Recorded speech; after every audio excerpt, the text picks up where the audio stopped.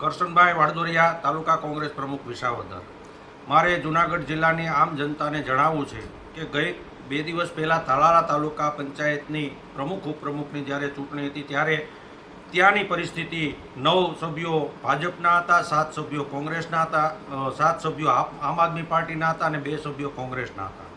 ત્યારે ચૂંટણીની અંદર જ્યારે ચૂંટણી થઈ ત્યારે ભારતીય જનતા પાર્ટી સત્તારૂઢ થઈ ત્યારે આમ આદમી પાર્ટીના એક પ્રદેશ કક્ષાના ભણેન ગણેન એટલે હોશિયાર કહેવાય એવા આગેવાને જ્યારે નિવેદન કર્યું એની હું સખત શબ્દોમાં નિંદા કરું છું અને હું જણાવું છું કે આ પ્રવીણભાઈ રામને કે તમે પ્રદેશ કક્ષાના આગેવાન છો, તમને એટલી ખબર હોવી જોઈએ કે લોકશાહીની અંદર જેમની બહુમતી હોય એમના પ્રમુખ ઉપપ્રમુખ ચૂંટાય।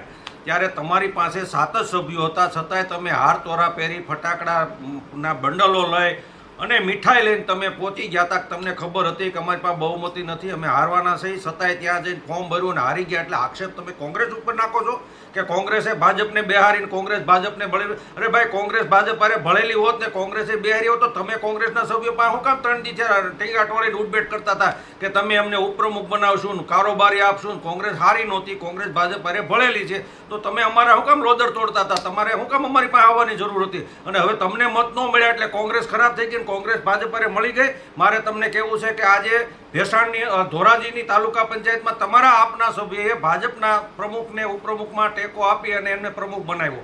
તો બી ટીમ તમે છો કે અમે?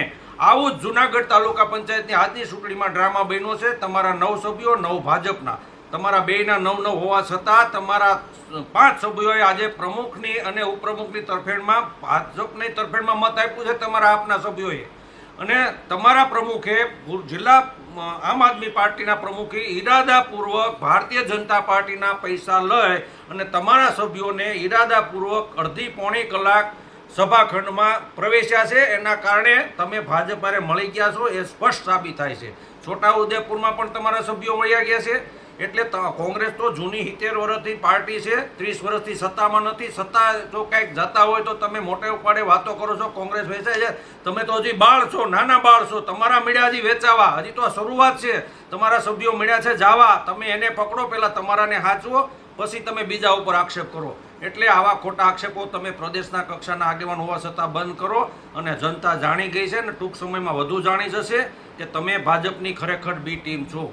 એટલે સમજી વિચારીને નિવેદનો કરો। આડેધડ નિવેદનો કરવાથી કાંઈ નહીં ફેર પડે। તમે તમારા સભ્યોને હાંચવો।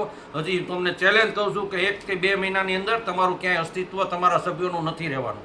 તમામ સભ્યો તમારા વેચાઈ જવાના છે અને એ તમારી એક પ્રકારની ભાજપ સાથે ગોઠવણ છે। એટલે તમે કોંગ્રેસના નળિયા ગણવાનું બંધ કરી દો અને તમારું ઘર હાંચવો, એટલી મારી વિનંતી છે। જય જવાન, જય ભારત, ભારત માતા કી જય।